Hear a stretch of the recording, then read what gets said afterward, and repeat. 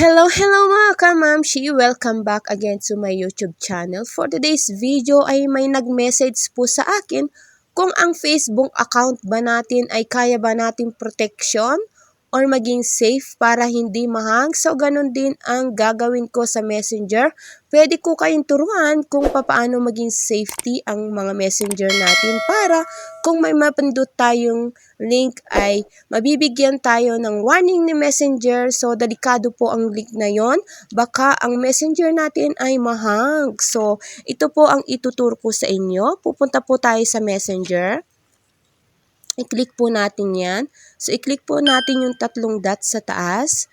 So, makikita natin yung setting sign. I-click po natin yan.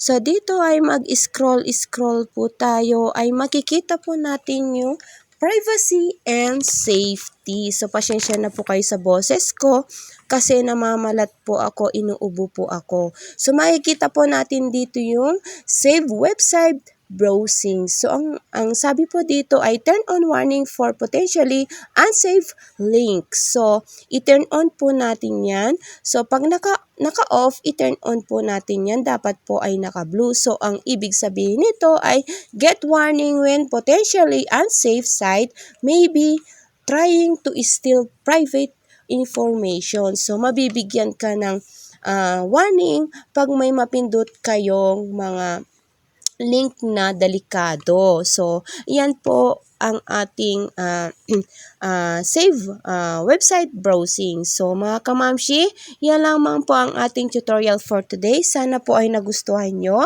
Ayan. So, huwag nyo na rin pong kalimutan mag-like, comment, and share. So, paki-subscribe na rin po kung kayo po ay naligaw sa aking channel.